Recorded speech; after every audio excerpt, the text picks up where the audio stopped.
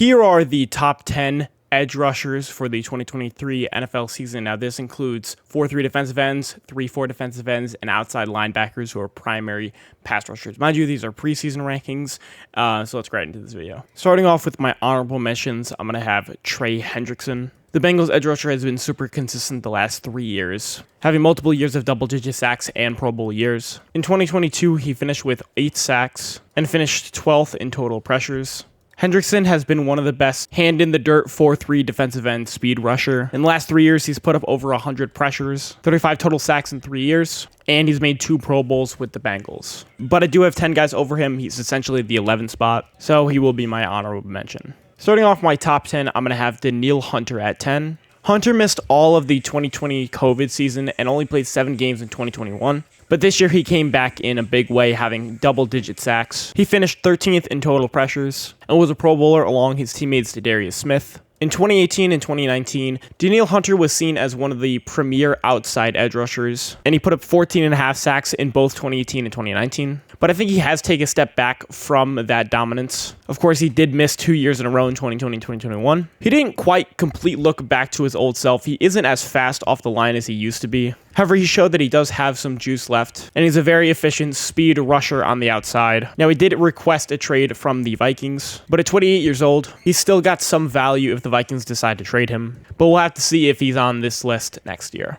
At number 9, I'm going to have Highsmith. Highsmith had his breakout season in 2022 with 14.5 sacks. That was good for 6th in the league, and also he had 5 forced fumbles, which was tied for 1st. However, there is a disparity in his pressure numbers. He only had 28 pressures to 14.5 sacks. That really means he made the most out of the pressure he gained on the quarterback, but it doesn't mean he was more effective than some edge rushers on a snap-to-snap basis. But with T.J Watt's absence for the majority of the year, Highsmith stepped up and became that difference maker on the defensive line along with Cameron Hayward. He really uses his bull rush a ton and pushes defensive linemen back into the quarterback, and that attributes to his high sack numbers. I'm really excited to see the full defensive unit of the Steelers come together next year, with T.J Watt returning for a full season hopefully. So I'm going to have Highsmith at 9.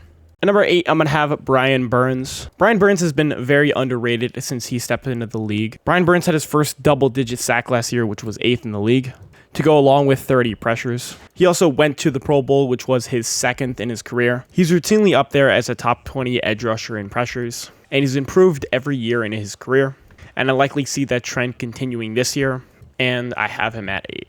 I have Matthew Judon coming in at 7. I think the opinion of Matthew Judon is skewed. The thing about Matthew Judon is he is extremely productive. Last year, he finished tied for 4th with 15.5 sacks, and he finished 4th in total pressures.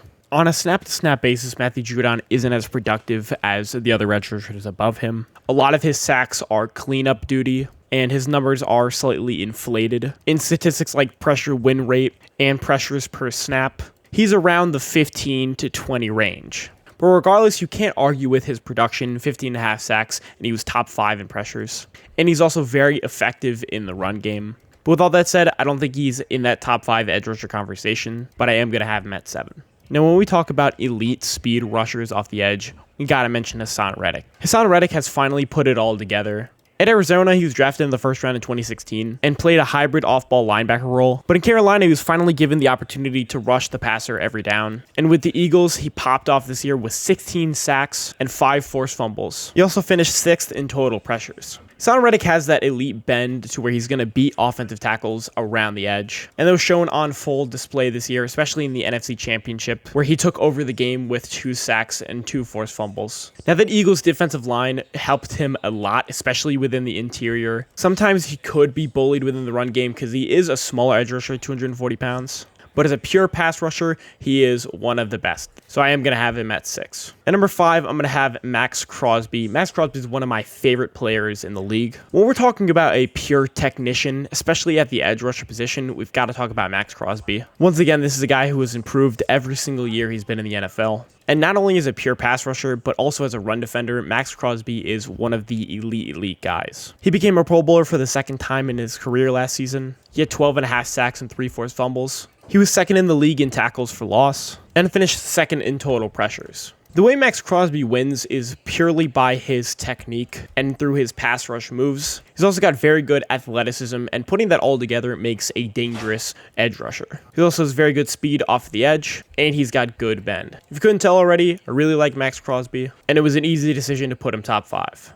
At number 4, I'm going to have Micah Parsons. He's been phenomenal ever since he came into the league. He's the perfect mix of speed and power off the edge. And for the 2023 season, he's moving to a full-time defensive end, aka an edge rusher. Now, I've been on that train for a while. I said he's a pure edge rusher ever since last season. And I think that's a good career move for him as well, because he's going to get paid a lot more due to the positional value. But obviously, he is very productive. He had 13.5 sacks, which was 7th in the league, and was 5th in total pressures. He also finished as a first-team All-Pro in 2022 and finished 2nd in Defensive Player of the Year voting. Now, the reason why I'm going to have Micah Parsons at 4 is because he's going to see a lot more double teams and chip blocks and tight end help and running back help, as now offenses really only have to focus on him coming off the edge. The whole part about Micah Parsons was that he's extremely versatile. You don't know whether he's going to drop back or he's going to rush the passer. But hold on, look at how he turns Lyle Collins. But yeah, now offenses are now going to only focus on him as a pure pass rusher. But that's not going to matter because Micah Parsons easily can put up 10 sacks this season for his entire career. And this was a money move as well. He's going to get paid a lot for a defensive end. I think Micah Parsons also has a really good chance to become the Defensive Player of the Year. For the 2 years that he's been in the NFL, he's finished twice for Defensive Player of the Year. Is this the year he finally gets over the hump? We'll have to see. At number 3, I'm going to have Myles Garrett. He's consistently been one of the most dominant forces in the league. He's had 5 double-digit sack seasons in a row. And in 2022, he had 16 sacks, which was good for 2nd in the league. And he finished 8th in the league in pressures. And to go along with being a dominant pass rusher, he also is an elite run defender. And to go along with that, he was really the only force on that Cleveland Browns defensive line unit. Hopefully he'll be helped out this year. Cleveland has built around him. But Myles Garrett's bull rush is probably the best in the league. And it's an easy move he could just spam against left tackles. And speaking about his run defending ability, he was tied for 5th in tackles for loss. Even though I think he probably should have been a first-team All-Pro instead of Micah Parsons, he was a second-team All-Pro. But he's been on the All-Pro list 3 years in a row. He's a 4-time Pro Bowler, and he's had back-to-back 16 sack seasons. So I'm going to have Myles Garrett at 3. At number 2, I'm going to have T.J. Watt. T.J. Watt tore his pec early in the season last year and missed a good amount of time, only putting up 5.5 sacks and 13 pressures in 10 games played last season. But he's still able to be a Pro Bowler, which I don't think probably should have happened. But regardless, this is the same T.J. Watt that put up 22.5 sacks and won the Defensive Player of the Year in 2021. He led the league in sacks and tackles for loss in both 2020 and 2021. Advanced statistics will also put him ahead of guys like Myles Garrett and Micah Parsons. I think it's going to be a really fun year for that Steelers defense now they've got Alex Highsmith, T.J. Watt, Cameron Hayward, Minkah Fitzpatrick. They've got a really solid unit in that defense, and T.J. Watt obviously is the most important part of it. So I'm going to have T.J. Watt at 2. And then at number 1, I'm going to have the Defensive Player of the Year in 2022, Nick Bosa. In 2022, he led the league with 18.5 sacks, led the league in pressures, led the league in quarterback knockdowns. He was a first-team All-Pro, and he was a Pro Bowler. He won basically everything you could have won for an edge rusher. He also led the league in tackles for loss, and he only had 3 games without a sack. He and Fred Warner were that stars of the number 1 defense in the NFL that led the league in total sacks, and that defense led up the least yards per game. And that defensive unit in San Francisco was heavily helped by Nick Bosa and him having a career year. That's why I have Nick Bosa at 1. So that's going to do it for this video. Make sure you like, comment, and subscribe. Go watch the rest of my rankings on my playlist on YouTube, and I'll see you in the next one.